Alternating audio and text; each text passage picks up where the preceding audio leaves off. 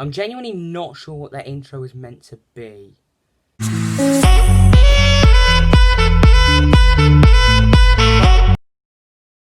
Hello everyone, welcome back to a brand new video, and today we're going to be doing something a little bit different. So obviously superhero movies these days are, probably one of the biggest sort of genre movies or franchises in cinema. I mean, obviously not now because we can't really go to cinemas, but, once upon a time, they were basically just, you could not go into a cinema without seeing a superhero movie either on or being advertised as an upcoming film. And superhero movies have really sort of changed the game with cinema, really. But there's been some incredibly naff ones as well, and some which have damaged the reputations of their particular franchise. And we're going to be going through some of my suggestions of what are some of the worst superhero movies ever made. These aren't like the definitive top 3 worst, because, well, there's some that I haven't seen that are meant to be really bad.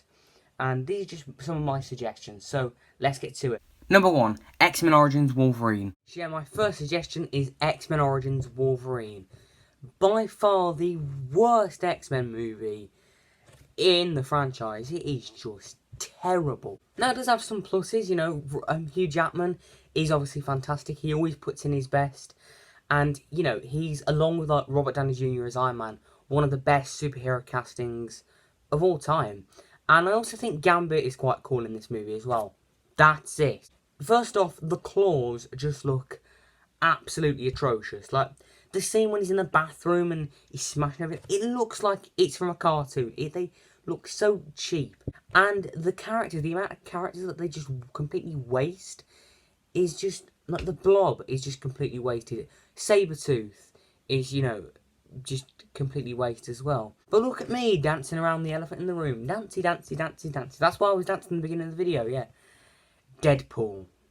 What they did to Deadpool in this movie is unforgivable.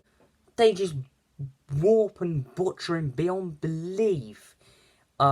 It's unforgivable. To the point where they take the mick out of this in the Deadpool movie. Which, good on them. Why would you do that? Why? Also, it kind of feels like a bit of a rip-off of X2 with, like, the mutants in captivity and they have to try and save them. And you got William Stryker as well.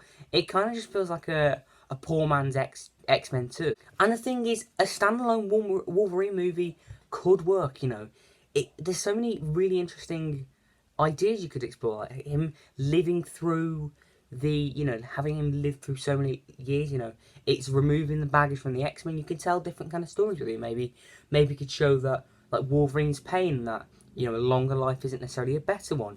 But no, they just show all his like 100-odd years in just the opening montage, and there's all this baggage, with his girlfriend, and I hate it. Number 2, Hulk. So the next movie on the list is Hulk from 2003. Not part of the Marvel Cinematic Universe. It was just this standalone Hulk movie, which is just boring. You see, with this film, they try to go for this emotional, complex stuff of Hulk is a misunderstood monster and he has to pay for the sins of a father. His father was horrible and he was abusive, and it is the thing, though. Nobody cares! We just want to see a big green steroid freak beat up stuff. And what kind of Hulk smashing does he do? Well, he throws a tank across the desert once in this entire movie. And even if this complex stuff had been done with some kind of competence, which it's not, because it's completely uninteresting, the characters are lame and it's so boring, so it's not done competently. But even if it was, I still wouldn't really care, because I just want to see Hulk, beating up monsters. And what does that entail? He fights a poodle and a cloud in the sky. Yeah, that ending fight makes no lick of sense at all.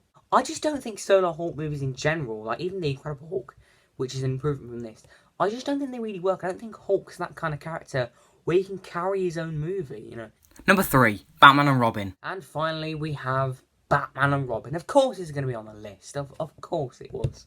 The amount of damage this film did to the Batman sort of franchise, and it's horrible. And to think that, this sort of 80s, 90s era of Batman. It started so strong with Batman 89, which I think is phenomenal, to just slowly see it drivel into this. It's such a sad thing. This film is just atrocious. I mean, George Clooney as Batman, why?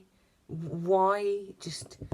and this Batman's probably the worst in the franchise, you know. Bat nipples. Are you serious? Chris O'Donnell as Robin as well, he's just not good, you know. Uma Thurman as Poison Ivy is just... like, you just look at performance and it's just so over the top, and it's terrible. Bane as well, he's done terribly. I mean, The Dark Knight Rises, the Bane is far better, you know. And Arnold Schwarzenegger as Mr. Freeze. Arnie, I love you, man, right? But not this film. It was just terrible. And as well as that, the comedy in this film is just... it's so cheesy that you can make a cheesecake for the entire world twice. It's really the lamest joke I've ever told, but it's better than this film's humour, is what I'm trying to say. But, in fairness, this film has that sort of so bad it's good quality, like a lot of Bad Doctor Who, you know. Because, I mean, to my brain-dead 7-year-old self, I did find this film somewhat entertaining, you know. And, you know, you can just sit down and just, you know, you can roast it, and you can have a good time with it. But that doesn't excuse that it is a dreadful film. But those are some of my suggestions. What do you guys think? What's some of your least favourite superhero movies? Let me know in the comments below. Be sure to like, subscribe, comment, click the notification bell so you don't miss a thing. And it's Clack of the Geek, signing out. Goodbye, everyone.